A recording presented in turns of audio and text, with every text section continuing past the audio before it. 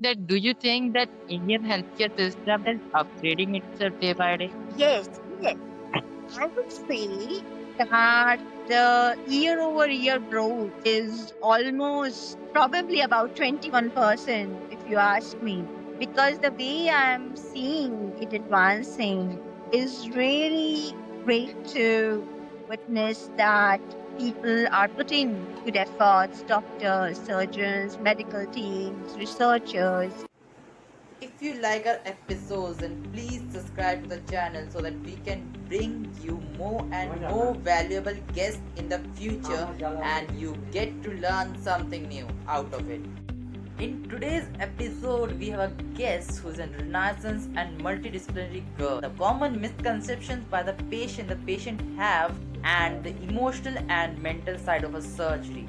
This episode is particularly going to help the students who are aspiring to become doctors in future.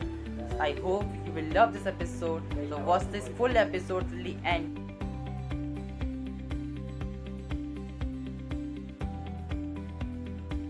Before we start this conversation, I would like to ask you, was there any moment in your life, like how you handle this all, being an singer, being an surgeon, being an writer? How do you manage all this? So I'm more like a Renaissance artist, a polymath who loves to wear multiple hats, specific chosen ones. So from the very childhood, I always wanted to be singer, actress, and author. And my father is a doctor as well. I always had this passion of natural immortality for all human beings in the world. I'd feel very sad if anyone falls sick or they get any disease. I don't like people dying. So I had this passion of learning about human body, which helped me become a doctor in surgery. And I always have this great passion for singing and being an actress, celebrity, author. So it's a beautiful journey, and I managed this very well with my dedication and heart. Okay, so ever have you ever realized like you were struggling and you were not able to work properly? In my journey. A struggle, I would say, not much, but there are few struggles in every journey, in every ambition, in every dream you decide for yourself, any goal you set for yourself. There are some hurdles, there are some problems which you need to overcome. So I consider myself very blessed, to be honest, and very fortunate to have enough resources and facilities to myself to study well, go to a greater school, college, and refine my talents well. So I thank the God Almighty for the blessings and not keeping my journey too hard. Okay. So, can you share your personal story, like how from starting being an doctor to reaching to a writer and being a singer also? What was the journey? Can you share your journey Okay. with us? Yes, of course. So I have been a very active learner from the very childhood. Even if I'm watching television or seeing some advertisements, I used to check the finer details of everything. Like if there is a Dettol hand wash ad, I used to pay very fine attention that it says, oh, in 10-20 seconds, that's enough to kill all the bacteria. So my scientific mind used to work that okay, this is the efficiency of this thing, and you know how the things work, how the world works. And I have been very interested in music. My grandfather gifted me a beautiful piano when I was very young on my birthday, and I used to love playing that. And I had this great connection with singing and music. I used to always sing and dance in my holiday time. And, you know, I've been a very organized person with a very good time scheduling lifestyle. So I used to dedicate time to my studies, academics, to my hobbies, to singing, dancing, writing, reading. And this all helped me to become an overall beautiful person, not just in my talents or academics, but I've been a very genuinely nice person at heart and mind. I have got good values. So I found myself capable with all this, that I can wear multiple hats of my choice and have a good, beautiful balance in my life.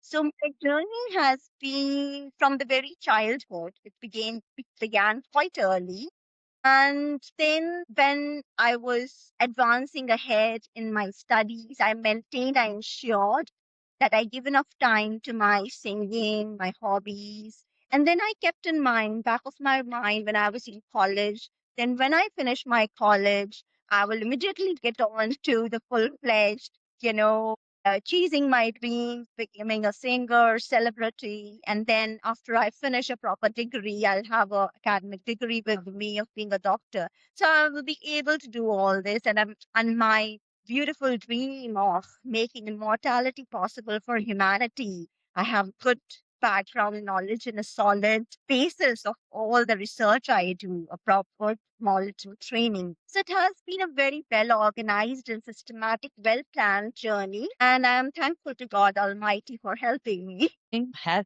ever happened like your father or mother was telling you not to become a doctor and to become something else rather than a doctor? I've been a very smart child. I don't argue with anyone. I don't argue with my elders, my parents, or for anyone for that matter. I'm a smart and nice person that way, and very cultured as well. So I never argue with my parents. If anyone says anything, they never stopped me when I was a child. They never said no to anything. But as I grew up, like every other parents, they were like, pay attention to your studies more. These are only extracurricular.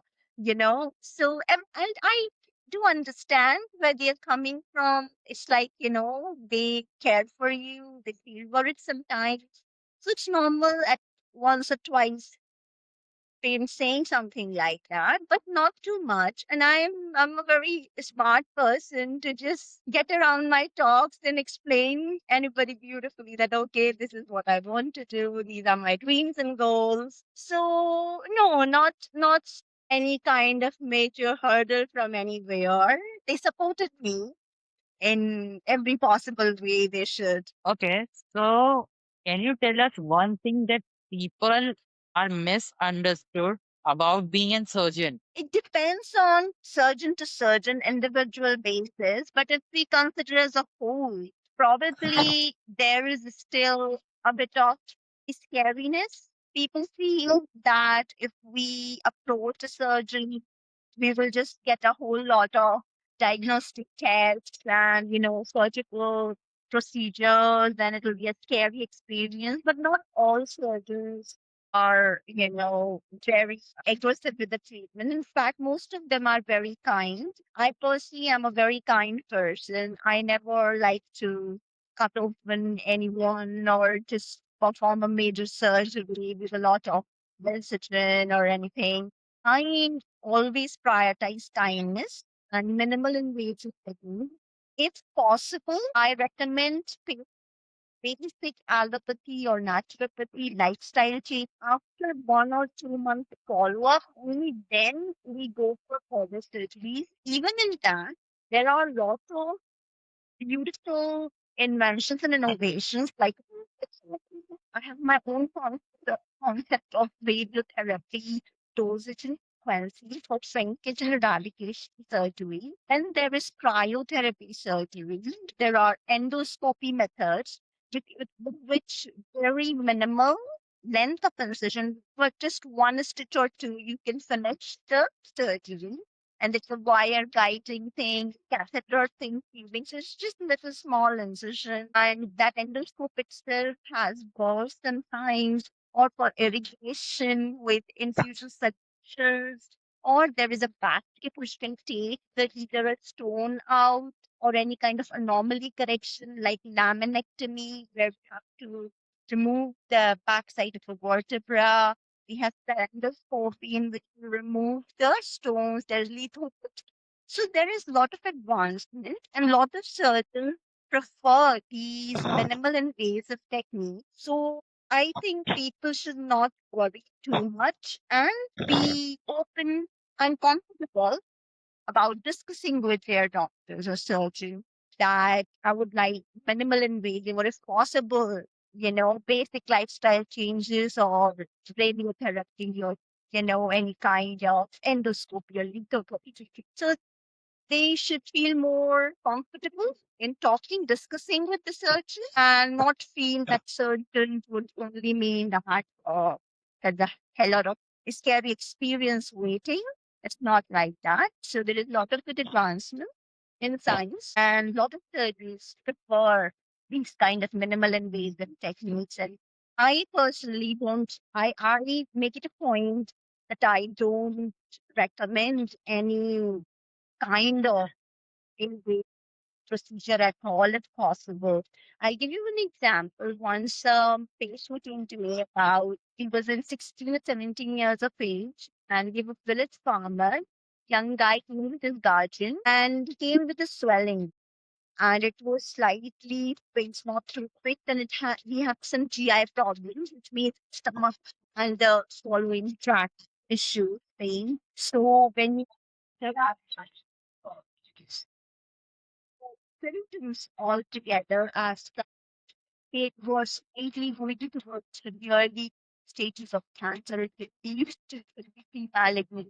So instead of going for any invasive technique, sometimes doctor surgeons prefer to go for when there's a lymph node enlargement, they recommend biopsy, which they take out the lymph node and then give it for diagnosis. But what I did was very I recommended him barium you swallow, in which you swallow a liquid base and then they take a scan of your GI tract. So we came to know that he didn't have any tumor or any kind of anything. It was just a normal stomach ache and there was slight enlargement of lymph node. So I recommended him a strict lifestyle changes followed up after 1 month and then the swelling was and they were so happy. They were so satisfied with the treatment that not even a single prick they had, and the patient completely recovered. So I'm a very kind person, and I'm sure there are a lot of surgeons like me. I know a lot of surgeons who straight away go for endoscopy or minimal invasive techniques and all recommend patients, explaining them that these are the options. So I think people should not worry too and feel comfortable about this. My first surgery, okay, so I wasn't nervous at all, to be very honest. I only had one focus in my mind that I need to help my. I always have this mindset. I reinforce this thought in my head that my orientation should only be and the priority should always be helping the patient who has come to me in the best possible way. So I was not nervous or doing anything wrong or anything going wrong or anything escalating in any way. I only had my full focus in helping the patient, doing my best, and get the patient out of all diseases and miseries as possible and in the most efficient. So this is my focus, keeping my focus and not thinking too much. At times, like once if the person is saying something that they are in pain, I have a sensitive heart and I do feel for them. I should help them ASAP and they should be out of all the miseries. And I pray to God to heal them fast. So sometimes if a person says something, I do feel a bit sensitive. Again, I collect myself well, gather myself up together, and I keep my focus on helping the patient in the best possible way.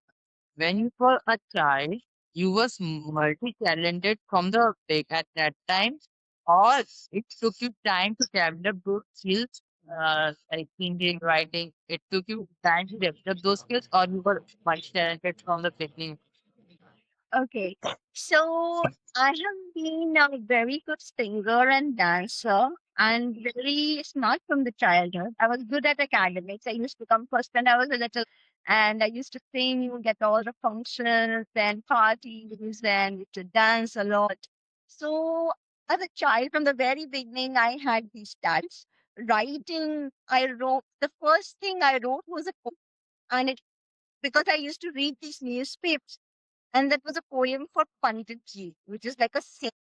So it was a very nice, innocent, and then mostly writing came late because I was good at academics. I was very dedicated, and I used to be very studious in my school days and college days. So the writing came along as part of the academics.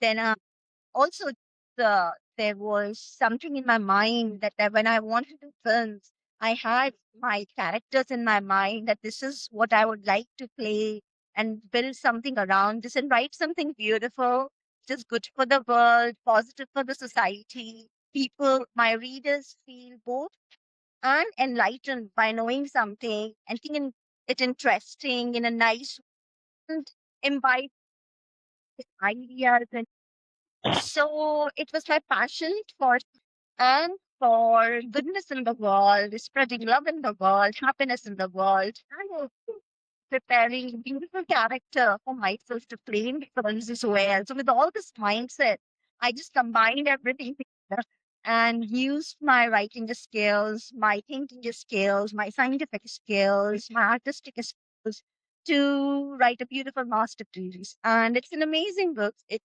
called Physico Part 1, and Physico Part 2, The Unknown Living Painting. There are three books. You should give them a read. And there is a coloring book as well. Okay. So, we see Well, okay. So mostly we see people struggle with one career. So how do you manage so much? Means, you are multi-talented and being an singer, being an surgeon, being an writer. How do you manage all that? In human body, we have autonomous nervous system, sympathetic, sympathetic and parasympathetic. Sympathetic is for attending to emergency situation, a stressful situation. If I'm doing a surgery, any emergency. Parasympathetic is for rest and relaxation and eating, digest. When I organize myself, my body enables me to act properly, efficiently, and excellently at different times. I also decide for myself. My ambition was set from the very childhood. I wanted to be a singer. I knew in my mind, I knew in my head that I love to be singer, actor, celebrity, and I wanted to try my best making immortality possible for humanity. So, study about the human body, know how the science works, and what I can do, becoming a respectful doctor, trying to helping people in the search. My good mindset helped me, and I was very specific. It's not that every other thing, like when I had all this in mind, I knew this is enough for me. So I kept myself slightly away from sports and other areas. So I didn't let my mind wander. I'm not a kind of person, if I see something attractive or lucrative or interesting, I don't just jump into it. It's not that I didn't find sports interesting or any other profession interesting. It all fascinated me. Engineering fascinated me a lot. There are a lot of things which are fascinating. But then I stuck to my basic passion and goals in life, basic love in life, that I love music, I love singing, I love to be the celebrity actress, and I wanted to work my best possible. Wanted to give my best possible effort for making immortality possible for humanity. And by God's grace, I have got brilliant ideas by now and my concepts that I can make that thing. So I think what worked for me is that I stuck to my goals, what I decided, and it was from a very childhood. I don't let my mind wander here and there. I don't get swayed away with the things you can say. I love honestly what I love. So I love singing, I love writing, I love being a doctor. When you do it with good heart and mind, you can give it your best and you feel satisfied even with tiny small successes you get, and that makes it a huge success altogether. So when I used to get praise, as a singer or dancer or writer, my patients used to, show their gratitude for my good efforts in healing. It all gives me immense pleasure, immense happiness. Even now, if I always see my likes and comments on my Facebook, Instagram, YouTube, Twitter. Even the slightest of comment, it all gives me a lot of happiness and encouragement and keep doing what I. So I think whatever you decide to do in life, whatever career you set in your, you give it to your heart and mind. You love your profession, you love what you are doing, and do it with a good heart and mind, and you will definitely excel at it and you will definitely succeed at it. Also, it's good to think about it.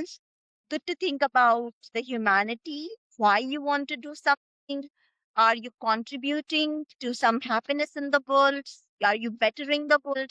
Are you something constructive for the world? So I think if you keep a right mind and stick to your goals, love it honestly, I think people can brighten their careers, and it's good to stick with one career and excel at that. It's also good to try two, three things if you have love for them, and then push. So, ma'am, my question is: to creativity and medical means the combination help you to do your work in your life? So I'm a creative person, especially in skin grafts, that is human skin graft for trauma patients or paralyzed patients. So in my plan hospital, I'm going to launch my lab with nerve regeneration and nerve innovation techniques.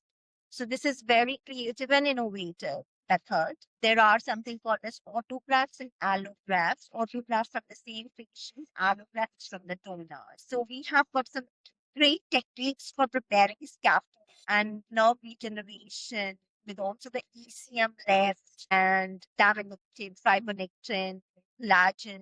So it's like dependent on one another, creativity and innovation. And I like keeping both in my mind. So, and I'm very creative with my singing and writing as well. So I would say it helps me in a way. They are, they have the all, they get an automatic connection when I am creative and bring that innovation to my medical area. So I find it very helpful. I don't have to put extra energy in balancing that, but it helps me basically. And that it's a mutual collaborative excellence I get in both the areas with this.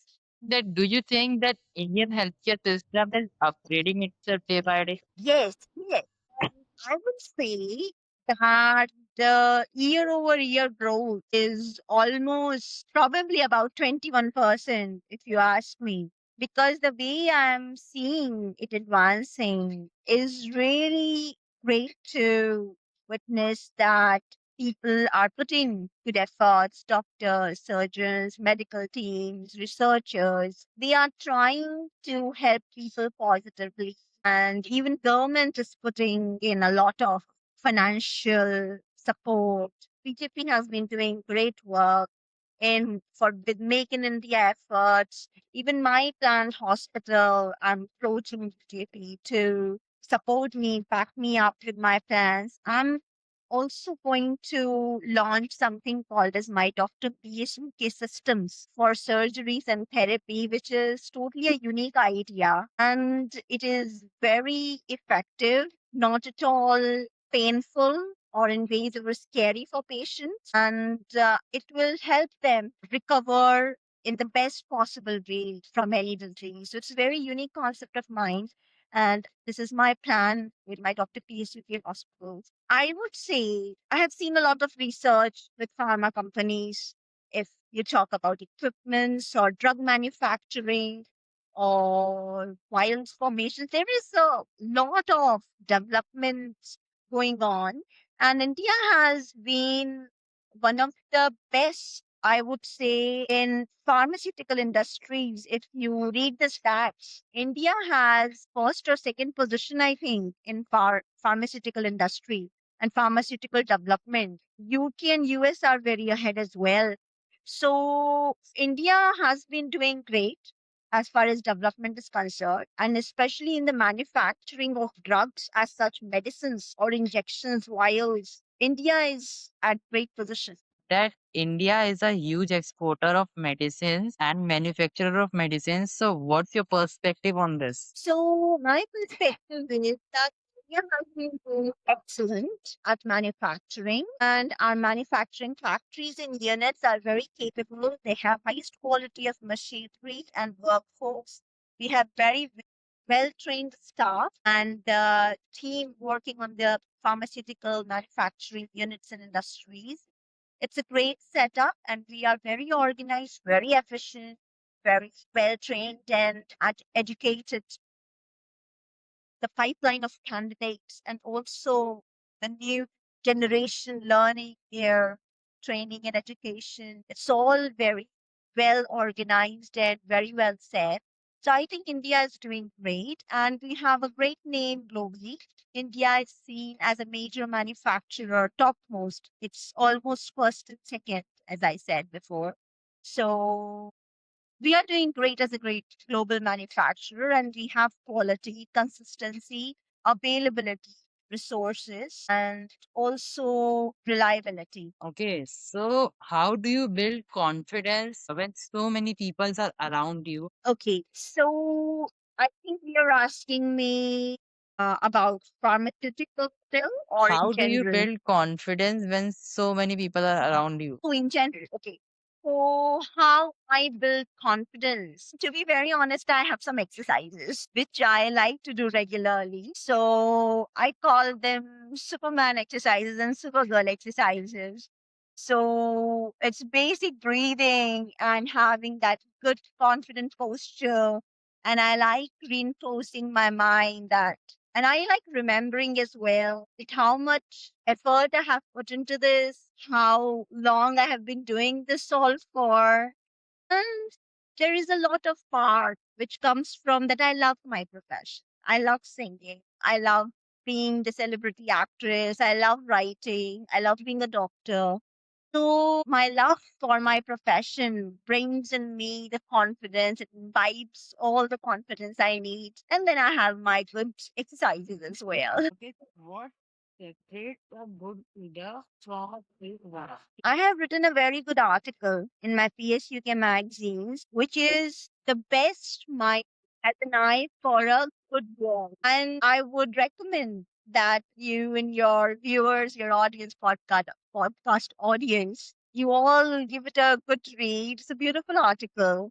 And basically what it describes is that you can only reach greatness by being good, by removing all the bad elements, by keeping away from all negativity or anything harmful or anything which is not in line with your greatness or with your excellence. So you need that basic goodness. Okay. Now, when you ask me what differentiate a great from a good one, is that time, effort, experience, love, passion, and dedication. You give it to that when you do your work with a good mind, with a good heart, with the determination that you need to complete this task at a great level, and you consistently do that.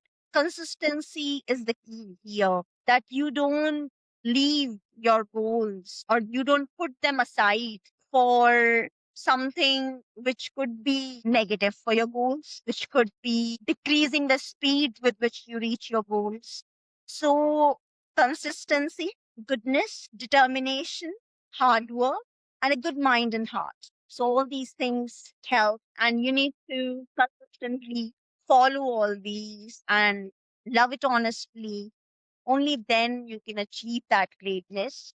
But it's okay to be good as well. As long as you're doing good, you will be in the same zone of greatness and you will be fine. So, what do you think? What are the three habits that change your life? Three habits that changed my life. Yes, ma'am. Okay. Three habits that changed my life. So for this, I have to think of something which I didn't do before. And then I changed my habit and then it changed my life, technically speaking.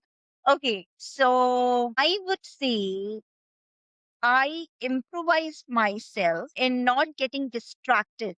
For example, if I'm studying and I start thinking about some show I watched, or probably some of my idea, I'm thinking, oh, in holidays, I'm going to try this style of dress and I'm going to do this. My focus is gone from the study. So I practice that because I acknowledged that I'm getting distracted when I should not.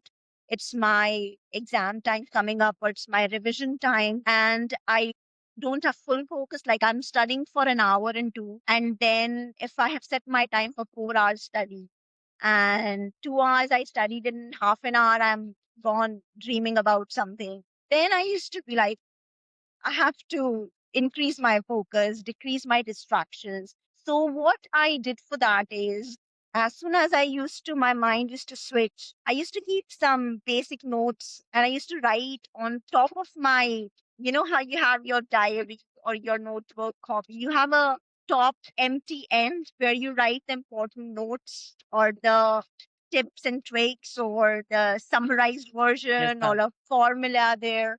So I used to write some good notes and used to reinforce my mind that I should not get distracted. This will increase my efficiency.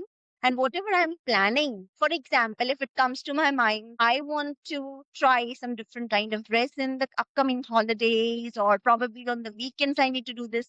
I used to make a note of it. I used to write in my diary when I was young. And now I have mobiles and laptops. Everybody, is a high tech world now. Yes, ma'am. So I always keep my scheduler, reminders, notes, and everything. So whenever I have some idea and my mind just gets into the whole reverie and dreamland of it, I write it down, I give it 2 minutes, and then I get back to my work. So I develop these final strategies to decrease my distraction and increase my focus in whatever I'm doing. So this is one of the habits I wised on. Another habit I would I won't say it changed because I had that habit from the very beginning, but it has a lot of positive effect in my lifestyle and my health and my efficiency at doing something. So I don't drink tea or coffee. I keep myself away from anything addictive in the slightest manner. So I keep away even from caffeine or any kind of teas. I don't make a habit of green teas as well. I keep away from teas and coffees. I have a habit of drinking milk or yogurt drinks or juices. So this has helped me in maintaining my health, my focus. I don't need extra boost or charge ups to keep myself awake or increase my focus for a task. A little bit of juice or a little bit of sugar fix just does for me. So it's a great habit I have. And it's not just for tea or coffee, anything addictive. If you're taking too much of cocoa as well, if you're taking too much of something and you just get dependent on it, that without it, you can't just feel awakened and you can't focus. Some people have habits of, there are things like soft or the pan and things like that. Even that, I keep myself very, very disciplined that I don't overtake. I keep my diet very organized. I keep myself away from anything which I might get dependent on or I would need it to be in my proper full form. And this habit has really helped me in being truly efficient constantly, and in my all my career I can give enough attention and focus to my careers. I don't need extra charge ups. So this is a very good habit of mine. And another habit which has helped me is being polite. I'm always very polite and I love this habit of mine. Even if I'm in a stressful situation or if somebody is not exactly how I would like another person to be, I still maintain my complete calm and politeness. And this helps me in bettering the environment around me and getting that positive energy which I require and which can actually help the other person or my environment surrounding as well, or sometimes in my team or in general as well. Politeness is a beautiful habit. if they are lost in their life, then what would you suggest them? So if somebody's feeling lost in life, first of all, I would say, see, believe in God. First of all, keep a believer heart in mind. Okay, I have a very good song called Churches. I would recommend anybody listening that if we are feeling lost in life, and I can assure you, it will definitely give some kind of motivation, a lot of positivity. You should always remember today on podcast, I would like to convey to them that love yourself. Okay. When you start loving yourself, you will completely eliminate all the negativity from your life, all the negative elements, anything which is draining your energy or making you sad, probably. Or if your mind is just lost and wandering in just a space where you don't know anything what to do, it's best thing to hold God's hand and believe and pray. Think silently, meditate. What is it you love doing, how you can love yourself, how you can take care of yourself more. Breathe a little, breathe fresh air, feel blessed with the beautiful nature. And in my song also, I have written Churches, that is called, and the lines are hold my hands. It's a beautiful message from God. Hold my hand, don't be afraid. You're working well and you will get ahead in life. Whatever you plan, whatever how well you like to live your life's perfect plan, it's all the blessing of God, and there is a lot of positive energy which we call God in the world. So believe in that, believe in yourself, and love yourself in a way that you take care of yourself. You dedicate some time and energy in bettering your health, eating healthy, drinking lots of water, breathing out in fresh air, having a happy discussion with your family, your friends, or your teachers, your guides, or even listening to happy music. Like I have very good motivational songs, so I would recommend my listener and podcast listeners today to listen my songs and think positive, plan for their life, keep a diary, make your timetable, have a waking up time, sleeping time, your lunch and dinner timing, and your life will get back on track and you will know what to do. You won't feel lost anymore. Okay, so one habit everyone should try from today. What should that one habit everyone should start doing today? Okay, I give my fans or listeners, they want my guidance on one habit. So I'll be very honest and very nice, thinking about their success and well-being in whatever they are trying to do, is keeping and sticking to your schedule and timetable. Even if you don't succeed in accomplishing your goal or maintaining your timetable today, at least you have something written down. At least you know you tried today and you can make it better tomorrow or probably after a week. But it will be a good journey. It will be an effort worth making. So I would say one habit which can change your life wondrously and get a lot of positivity in your life is keeping a timetable and sticking to your timetable. Okay, ma'am. So this was a nice podcast with you, and thank you for joining our podcast, Discovering Out, and thank you so My much. pleasure. It was my immense pleasure. You had great questions, and I really loved your nice, pleasant vibe. You're doing great, and congratulations to you as well for a brilliant idea coming out. Thank you, ma'am. Thank you for watching the episode till the end. Now you have to do two things. Firstly, go and subscribe the channel so that we can bring you more and more insightful information to you. And secondly, comment below which guest you want that we should bring in our next episode. And thirdly, share this video with one of your people because one video is enough to change someone's life. See you in the next video. Till then, keep discovering out.